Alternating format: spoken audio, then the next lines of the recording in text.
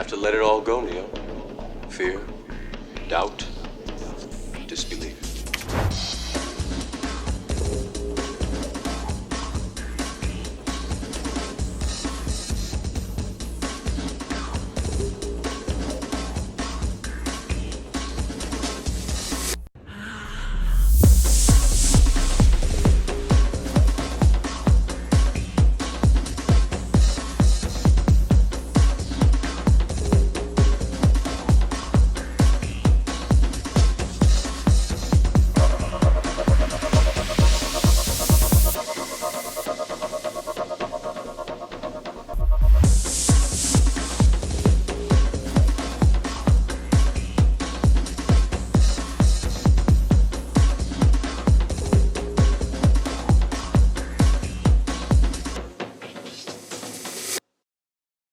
Hello, everybody. It's a special edition of Sharp and KIF. We have a fantastic guest today, John GAETA, Oscar winner, movie maker, innovator, cinematographer. I don't know how many things you have done, and I'm really pleased and honored to have you on this show.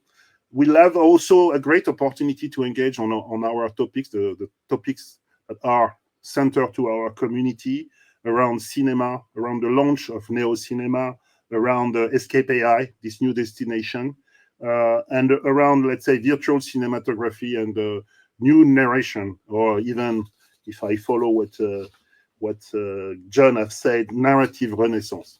So it's very funny because a lot of words are French. Excuse my pronunciation in English. Great words, yes. So it's really a pleasure, because when I heard this Néo-cinéma, I was wondering what you had in mind. I mean, why did you coined or created this word Néo-cinéma? What is it? Yeah, so for me personally, the idea began years ago, I would say, and some of my experience with when I was working in cinema, traditional cinema, it felt to me like a great transition was starting to take place, enabled by computers, computer graphics, digital things. And the insights that I started to get by working in a sense, like a simulation of the cinema we would one day make with cameras, started opening up my thinking. So, I would do a lot of things to plan what seemed to be impossible, kinds of photography using visualization and simulation. But you have studied cinema at New York University. Yeah, yes, I did. Yeah, yes. I love cinema. I love traditional foundational cinema. I love the history of cinema. I love what happened just before cinema. These things are all sort of in my thoughts. But when I started to realize that I could have no limits, for example, with a camera, if I use a computer to sort of approximate what will be at some point photographed or captured, then I realized, I really can. It's like having kind of the God's eye, perspective, infinite perspective on anything as a starting point, and then you make choices about, okay, what narrow path am I actually going to choose from an infinite options. But it was just that way of working that in that way that allowed me to realize that at some point cinema will be this way all the time, not just in a planning sense, but at a certain point we will be able to make cinema without any physical world constraints, let's say. Yeah, so that was the beginning of me thinking, okay, cinema's changing, right? So there's this like pre-time of physically bound cinema, and then this new time kind of coming where cinema basically has no limits. So neo-cinema my thinking started around then, and it accelerated as the years went on, from just using computers and simulation in computers to game engines, and using game engines, and starting to think about mix procedural things that you could do, and then has completely gone a whole nother plateau with the introduction of generative AI, and all of the new kinds of emerging things. So neo-cinema really encompasses this trajectory, I guess, right, up towards limitlessness.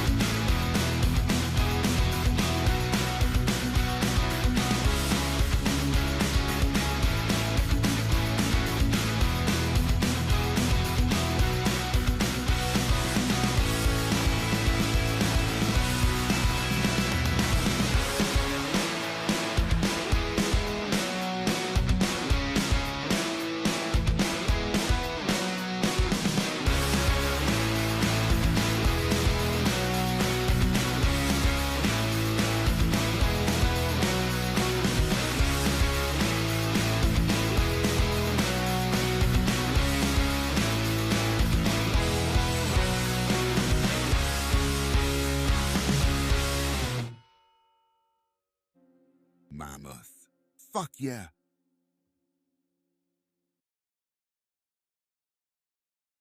You said neo-cinema and beyond, which is funny. Yeah. It's well, the beyond bit has to do with the form and format, right? Like, so cinema, we think of stories, right? But now, we're kind of entering a phase where, again, I look at cinema and storytelling, let's say, a passive, edited, a sculpture, right? So I look at cinema as like a sculpture, but now that everything is kind of potentially going to be in a form factor that can be like the spline of the sculpture, or the sort of bounding box of the sculpture can just be turned off. And then now it's like, okay, maybe there's the sculpture is really like a thread through time and space, and then everything else is right there at the edge of it, and you can kind of go in all directions beyond, this sculpture. So that's what the beyond is that it's like, okay, yeah, well, it's still a story that happens in a world, but it's a world, and there are characters in this world. So let's follow the characters. Let's explore the world. Let's do things in the world, right? And all of it is now this kind of multimodal thing, multimodal media. So the beyond is that. is more than a streaming platform. It's more than a social network. It's an evolving home for the future of entertainment, where creators pilot new ideas, get real-time feedback from fans, and build the next generation of storytelling. Recognized by the industry as a leader in this space, Escape.ai is already making waves. And this is just the beginning. And it's also a community, because you said somewhere that it's a community-driven social entertainment, which is a mix of content, technology, but people, talents, who share the same, let's say, emotion or the same path. And I felt exactly the same. I mean, your own path, the way you described your evolution from cinema to, let's say, gaming or AI, is something that we have in common. And you decided to unite this and build a community on quality. And I have managed platforms in my past. I launched also platforms in French television or as an entrepreneur on documentaries. It's extremely difficult to realize, because it's a mix of tech and emotion, and then I think you have done a great job, and we'll spend some time on this.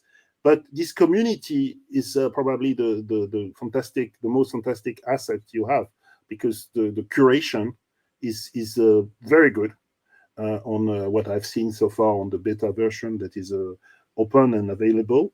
And it's not Netflix, it's not YouTube, it's something else. And I think it's also probably, or it looks like it's the prompt native creative. I don't know exactly how to describe them, but people who have their own universe, and they share this with different vision. So it's very exciting actually to see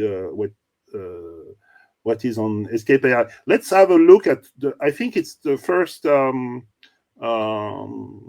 proposal you made. We found this on the internet. Maybe you will. It gives an idea of the diversity and the value of what you're proposing. And you can comment it, because you know it better than me, actually. Yeah. Right. So I guess the first thing one could say is that, like, this is, the beginning of a revolution and new ideas.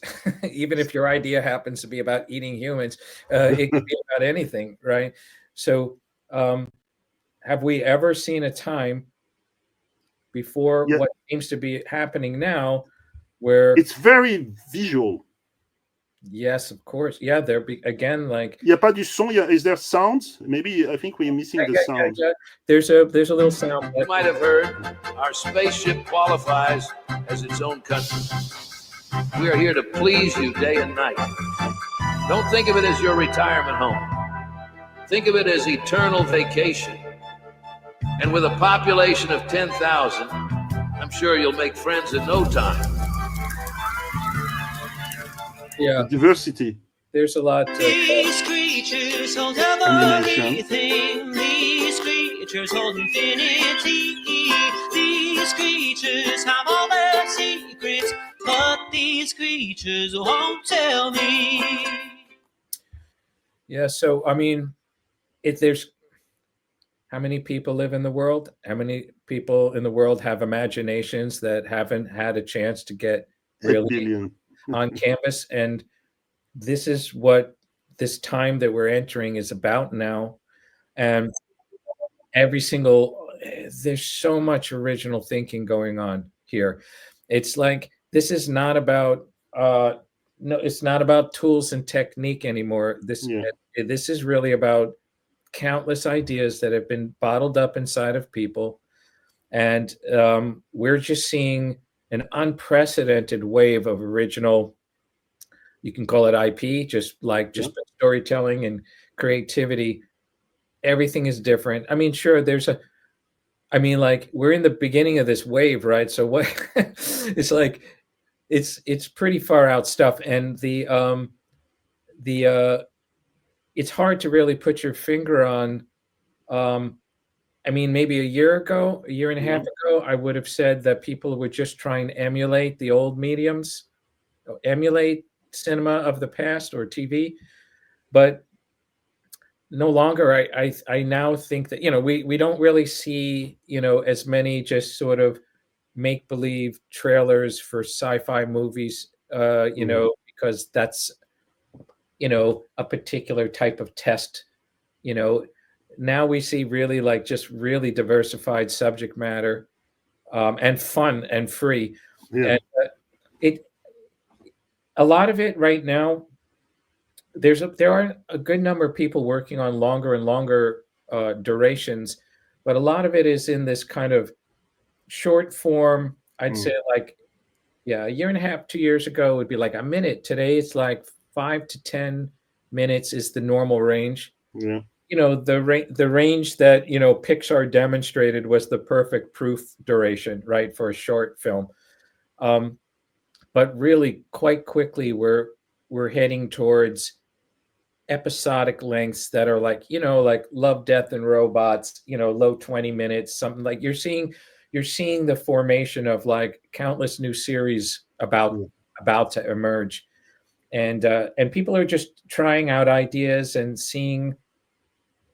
They haven't really. We see a lot of this material kind of float around loosely and in fragments around social media. Absolutely. Maybe YouTube too, but there isn't a lot of a destination. You're a destination for that. And it's hard, and without a destination, you're not going to really know what is exciting. What's creating a new fan base. It's like, what worlds are people like kind of getting turned on by? Welcome to Escape.ai, a new kind of entertainment platform, a curated home for the world's most innovative creators, pioneers who are redefining storytelling using AI, game engines, and emergent technology.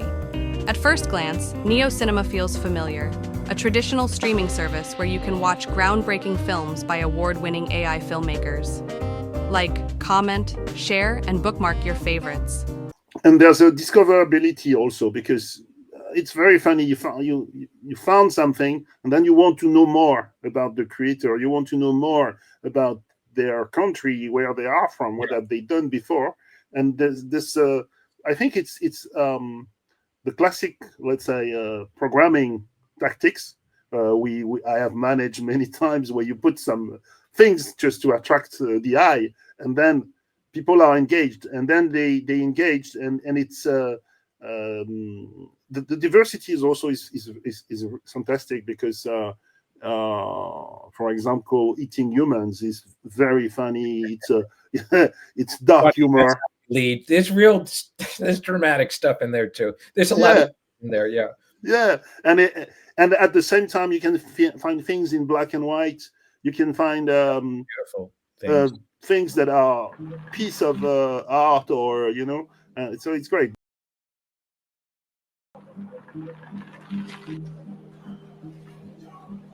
I'd like to be a vegetarian. It affects my health, but I do feel better when I eat it.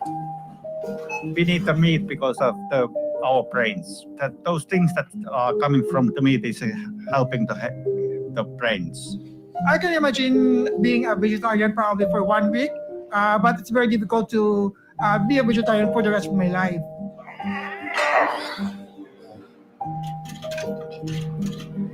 It really gives me a strength. When I don't eat it, I feel weak, a bit weak.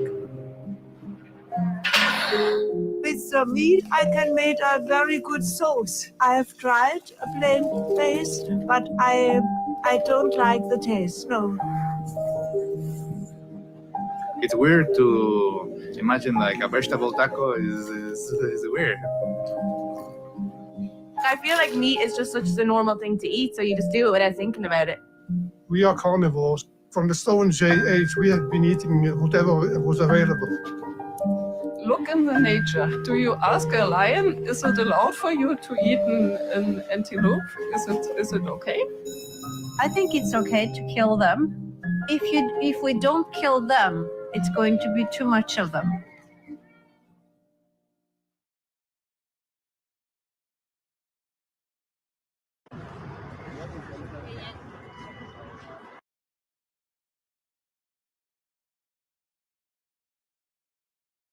Is great. I mean, you have a control of black and white pictures, an understanding of what was classic cinema, animation. He was a New York lyricist. Yeah. By night, it's most the whole spectrum, really. It is. Like I said, as people kind of move beyond sitting in that room, groups and prototypes, they started to go out and get toward the Sunday what paper. compelled them. We opened it up. Right. So each of us took a section. There's a and disappeared. Like now, this is like the most insane kind of stuff, right? Like it's into the book like section. Combining Jimmy vanished cinema from 50 years ago with like the kind of mental fluidity of a 21st century creative person, right? It's just crazy, and it's so promising. There's so much promise in this. The singular trait of all dreams seems to be their privacy. True for everyone, except Dion McGregor. By day, he was a New York lyricist. By night, he was the world's most prolific sleepwalker. This is one of his dreams. There were 4 of us sitting in that room, and we decided to go out and get the Sunday paper. We opened it up. Each of us took a section and disappeared. Oh, God. I disappeared into the book section. Jimmy vanished into sports. Oh, it was just awful. Yes. How do we get out? How do we get out? How do we get out? Yes. Skips in politics. Yes. Political page. Just swallowed us up. It didn't hurt, really. It felt sort of dusty and dry as we were pressed in. I don't know. We can talk to each other. As I walk through the pages, I can walk through the pages. I can sit in the ads. I guess Skip and I have it the best. We can hop from section to section. Yes. It swallowed us up before we got the sections apart. The paper's all together. We can move. Yeah. Oh, yes, everything's changed since then. The ads are different. You'd think at least it would change. We'd be in this week's paper. No, we're not. We just keep going on. It's terribly dreadful. Yes. We are stuck here until somebody opens these sections and lets us out. Would you believe it? I don't know. At least we're not in there by ourselves. At least we're not in there by ourselves.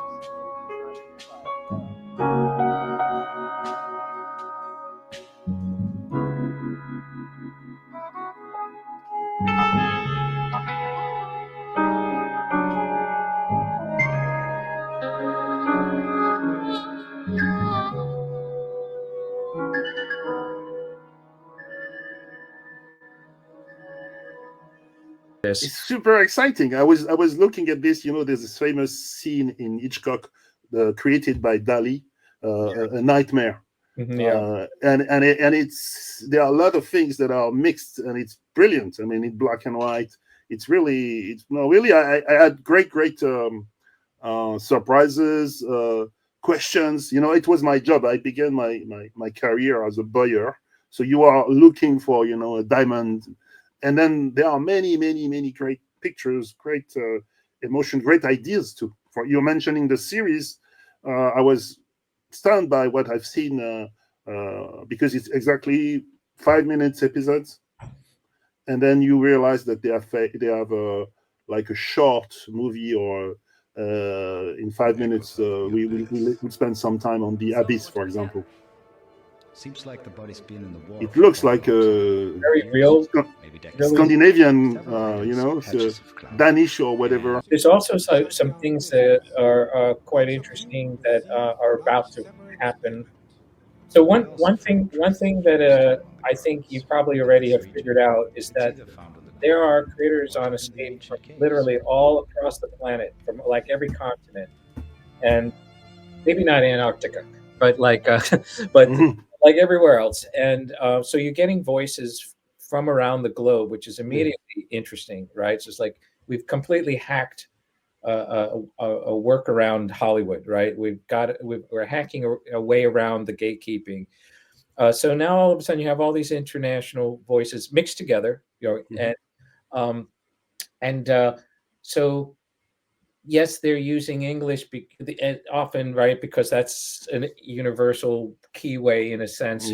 But we're really about to also be able to see not just what we're doing on Escape, but like all media will soon start,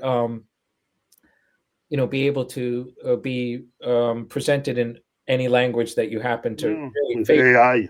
Yeah, through AI again, right? And this will take a couple of years to sort of refine, of course, right? Because you can make a lot of mistakes, of course, a lot of hallucinations, translation. But this new form of language translation that's coming is going to be including lip sync, right? Yes. So they will regenerate lips, and I don't know if this is a good or a bad thing, but you could just imagine that cinema itself could be shaped according to personal interest as well, right? Like, that like it might be a thing for us all to potentially be able to deliberately modify, works. Now that, again, you could have strong feelings against that, like don't change the sculpture, or you might be the type of creator that likes that idea, right? Where their work is fluid and that people can personalize it or sort of there's just countless kinds of new things coming. But the first point really was about this is a global movement. And AI, is gonna, AI is gonna have a lot of dangerous, dumb things that are gonna happen with AI. This is a genuinely great thing that AI is enabling, right? This ability to have because there's quality and creativity. And that's why, I mean, you discover artists, you discover techniques. I mean, because we have preconceived ideas. This is ugly, or there's no meaning, or it's always the same type of image. And you realize that some of the people have done, surprising things. And then the question is, how did they do that? And then you look at the different tools they used, and then it's a showcase somewhere. It's like in French call it défilé. For the fashion industry, you have the people who are showing off a little bit. But then you realize that they have a lot of creativity and a lot of understanding and different sensibilities too. Or animation, for example, is fascinating. When you look at the content, maybe we should have a look on one of your spotlights.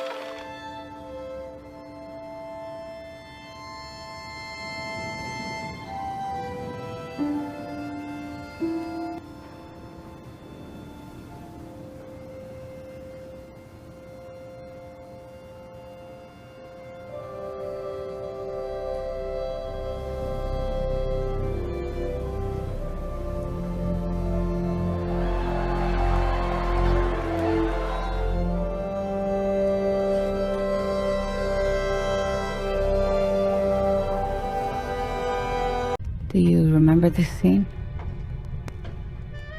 A woman steps into a shadowed room. The faint outline of a chandelier casts fragile patterns on her face. Her expression is one of hesitation, a moment suspended, as though she is about to speak, but never will. The music swells, soft violins trembling on the edge of some unknown resolution. Do you remember it? Surely you must.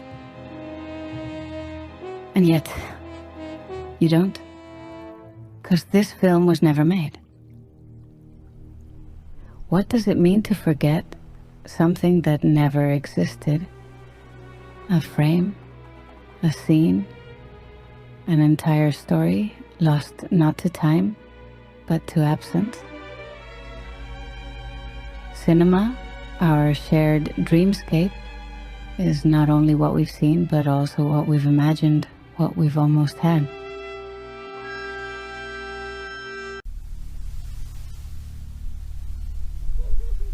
I let it in. I didn't mean to.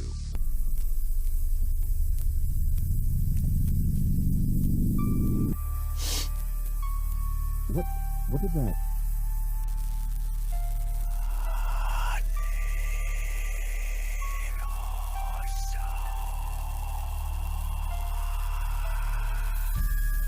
This isn't demonic, it's something older.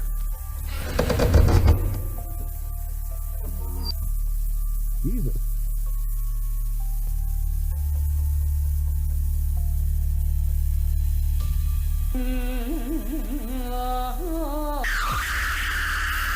It was like this sword of the thin rod unto Eve.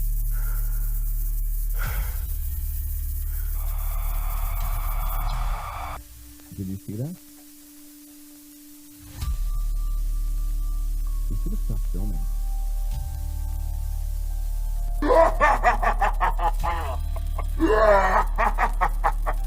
From a great distance, space appears orderly and calm. But look closer, and you get chaos. But there's abundant beauty within the chaos. I've witnessed amazing things. Things you couldn't imagine. But my mind always travels back to the day my life changed forever.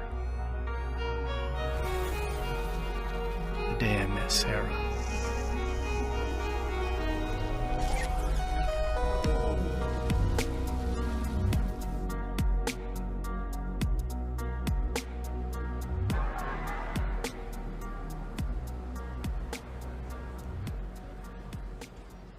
So you're saying we're like living in a simulation? Well, in a way, yes. Another way to look at it is our eyes and senses are the evolutionary tools by which we perceive our reality. But, I mean, what is reality?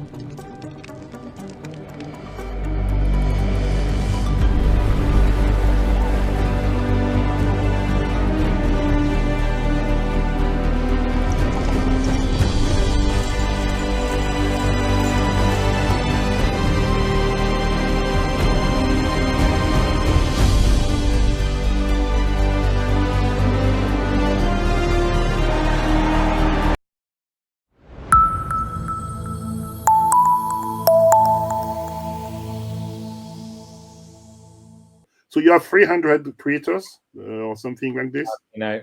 Around, it's getting higher than that, but they're all curated. I mean, they're all asked to join.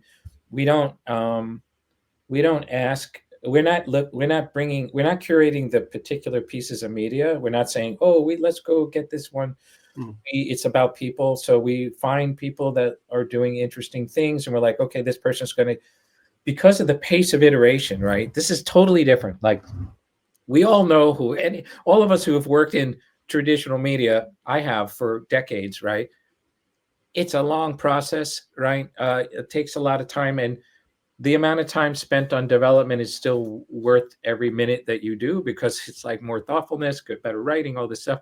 But these creators, or at least people using these kinds of tools, can iterate much faster, meaning they can experiment and try more things than we used to be able to do, right? Like it would take me a year to make one or two short films, right? Now these people can make short films like one a week. So the first thing we do is we try to look for individuals that seem to have big, interesting ideas, right? They're bright. They're like, okay, this person is probably going to continue to make interesting things if they were able to do this one thing. So we would ask them on the platform. So we're curating people. Okay, you have a channel, populate your channel any way you want, and then we will, look at everything and try to rotate as many things as we can through the home dash. But that was the first thing is like, yeah, there's over 300 individuals, and we talk to them. We're a relationships company. We believe in relationships. We want to know what you're doing. We want to know the difference between maybe you're doing an experiment a week, but maybe you spent 3 or 4 months planning something more deliberately, and this is important to you. So you need a relationship with them to know when they're putting things of importance on the platform, so we can make sure we can get that into the sun. So there's a way that we do that.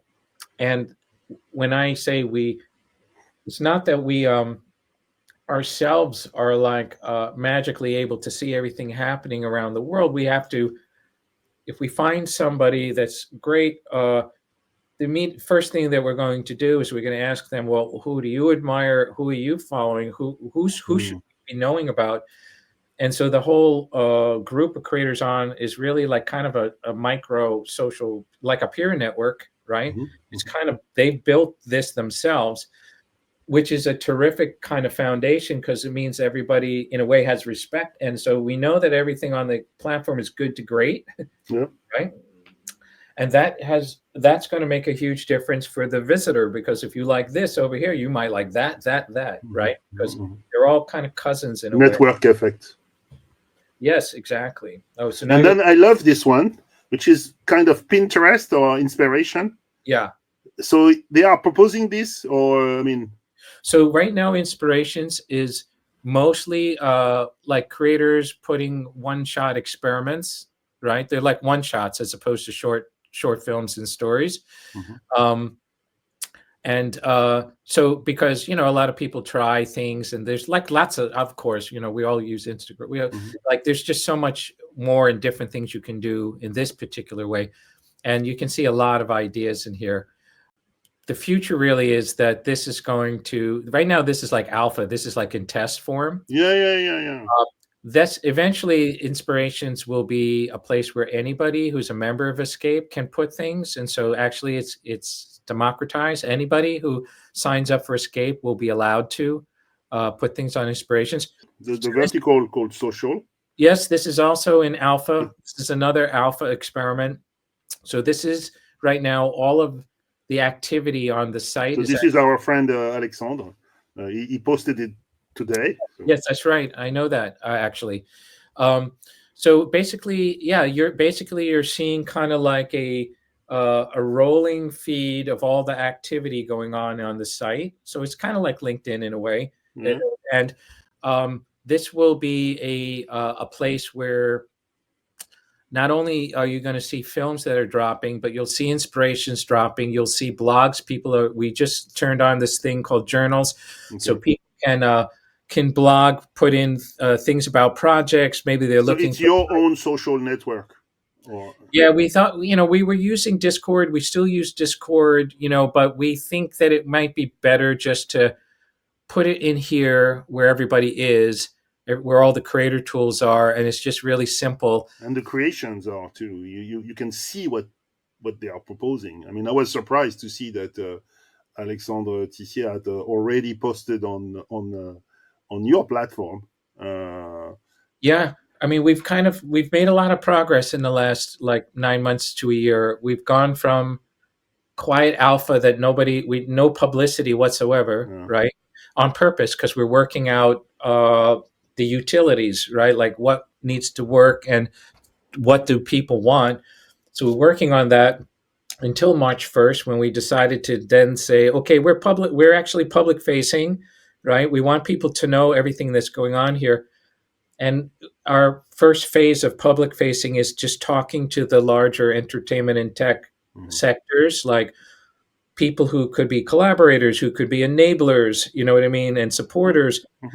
And then we will go all in on end users like, hey, you will like this content, because it's, just because you like this content. So that'll be the next wave for us.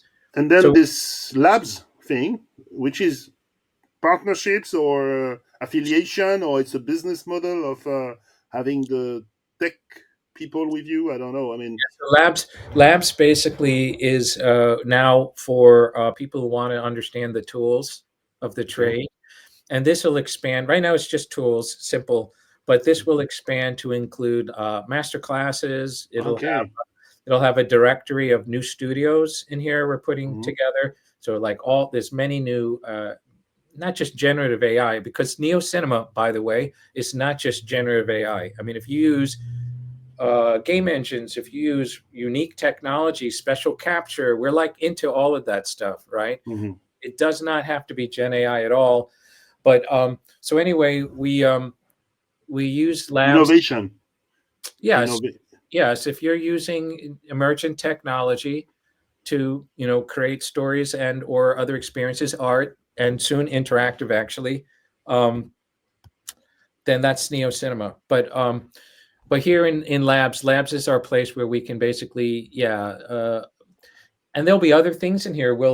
So besides tools and tech, besides masterclasses, besides directories to studios, we will also have other kinds of directories. For example, there are a number of really interesting hubs of other kinds of creator hubs that might converge with us, in a complementary way. So we'll put other people's hubs, a way to, it's because it's a resource for the creators. And then there's a Neo Play, which is how can I say, a theater, a virtual theater. Yes. So this is the big thing.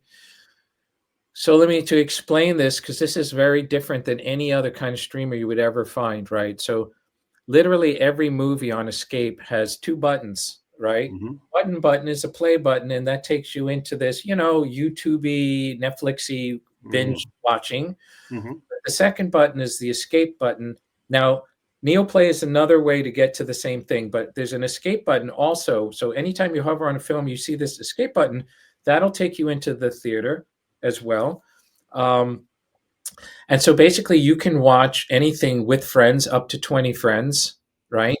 And then we also have other spaces like a club, where people can hang out, talk about movies. They're literally like being in Fortnite. They're there as avatar. It's kind of like a metaverse space, and we throw parties. Right now you're in the theater. Yeah. And there are no avatars. We are alone, right? But I could imagine. Now, and if you use your cursor, you can look around and see that there are seats next to you. If you grab and pan and scan, you'll see that you're actually in a seat. So people are looking. So you would be here with your friends. So on the left, you see there's a text box there, so you can chat with friends. You can emote. You can fire off fireworks. You can do all this stuff. And like I said, there is also this club, this kind of like beautiful Art Deco club, where we have events in there, and creators come, and people do gallery exhibits in there and things like that. So it's an experience.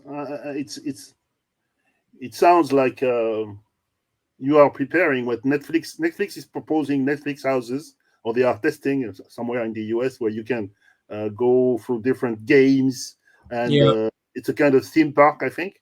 So you are proposing to expose new content, AI, not only AI innovative, and creating an experience within your own platform. It's brilliant.